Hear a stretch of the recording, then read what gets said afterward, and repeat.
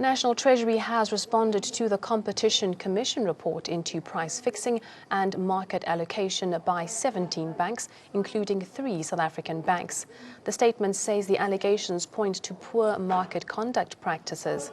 The statement says the SA Reserve Bank is banking supervisor and not a market conduct regulator. The statement mentions that the Financial Sector Regulation Bill is currently before the NCOP. Treasury admits that if the allegations are proven to be true, it would confirm the pervasiveness of unbridled agreements within the ranks of foreign trading sections of the banks, even after evidence surfaced that such behavior has potential to collapse the national and global financial systems. Treasury is being very, very silly here because we're talking about collusion. It's not about the fact that there was no law. It's the fact that the discrepancy in finding a way to penetrate the market and manipulate them has nothing to do, in actual fact, with whether or not there was law. When you decide as a collective that you're going to take advantage and make profits because you have seen a way, a loophole in the system that you can actually manipulate, that is just wrong. It doesn't matter whether or not there is legislation. It doesn't matter whether or not there's guidance with regards to that law. So the excuse or the statement here is the fact that there was actually no law or regulation or guidance with regards to how to control the forex market, which has been in existence since I don't know when.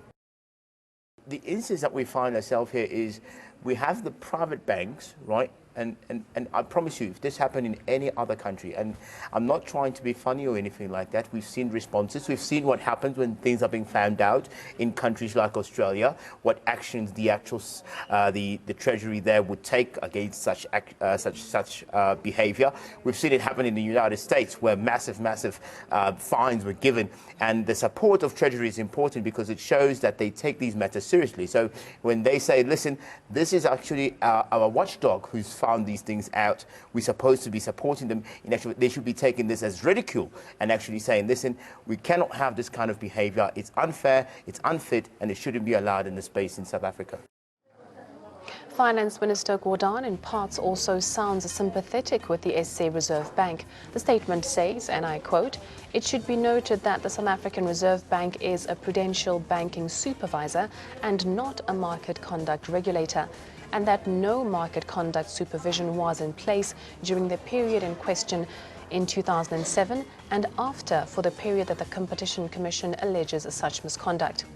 It appears that the Finance Minister is subtly suggesting that this is a global problem and not unique to SA banking sector, and that this currency fixing is actually less harmful than it is being suggested. Treasury statement says, and I quote, "The activities in question internationally have often been driven for short-term exchange rate gain rather than long-term currency manipulation and do not seem to have had a significant impact on the currency levels." In the light of the statements, Gordhan's argument also appears to subtly attempt to diffuse suggestions that long-term currency fixing is being suspected is possible by these actions. Now, this raises a few key questions.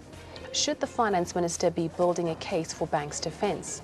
Should the Finance Minister not worry about the loopholes in the system that allow banks to play with the currency and the economy?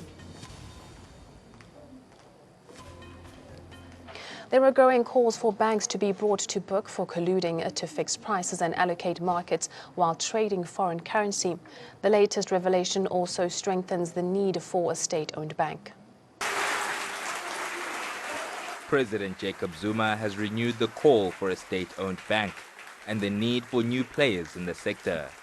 This comes after the Competition Commission's findings of collusion among major banks.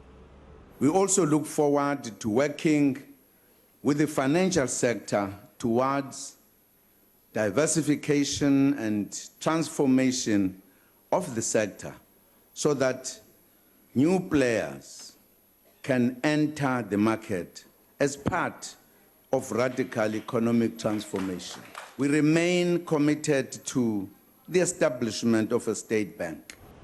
Private banks are often regarded as the most regulated and law-abiding institutions in the financial services sector. But the Competition Commission's findings have revealed that not all is above board. Corruption at its best, blatant corruption which must be dealt with. That's why, among others, we must deal with it unashamedly, because it denies an opportunity for new players in the industry. That's why we say we must diversify the financial sector, particularly the banking sector, to allow new players, because these new players, these old players, have turned the banking sector and the financial sector as an organized crime and the underworld, which must be dealt with unashamedly in terms of our laws. There are now growing calls from civil society, business and political circles for every individual and institution involved in the bank's collusion to be brought to book for sabotaging the country's economy. Manipulation of a currency should be seen as a sabotage, economic sabotage, and therefore all the 17 banks, particularly some of the big four that are also implicated, must be criminally charged for sabotage. Some politicians have been emboldened to call for Finance Minister Pravin Gordhan to be relieved of his duties for allowing such large-scale corruption to take place under the National Treasury's watch. Treasury is not doing what it's supposed to be doing. It is protecting banks, and that is why from top to bottom there must be change in Treasury. We are no longer mincing our words around the issue of Pravin Gordhan as well, to say that no, he must step aside and we must get people who are going to have appetite to look into criminality in the financial sector. The Competition Commission has confirmed a long-time suspicion about banks' collusion. It's now up to the relevant authorities to bring the offenders to book. Bureau Report, ANN 7. Black First, Land First is demanding answers on how private banks in the country colluded and fixed the rand while the SA Reserve Bank was watching. BLF is set to march to the head offices of the SA Reserve Bank in Johannesburg to submit their memorandum of grievances. Several banks in the country have been found guilty by the Competition Commission of fixing the rand-dollar rate. This pronouncement has led to various sectors of society and organizations calling for heads to roll. People who should have been monitoring and regulating banks, and those banks themselves to be found guilty. Meanwhile, calls for Post Bank to be made a state bank are growing as means of opening up the banking sector.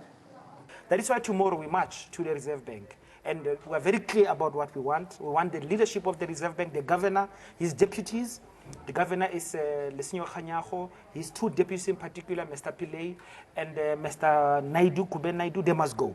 Similarly, we call for the president to release Pravin Gordhan from his responsibilities. If we had it, Pravin Gordhan will not be a minister to give the budget, because when he does, as you'll see, he's going to protect white capital again. He's not going to do any of the things that the president says are important to happen in this country, because he's captured, in our view, by the banking system. Corruption at its best, blatant corruption which must be dealt with.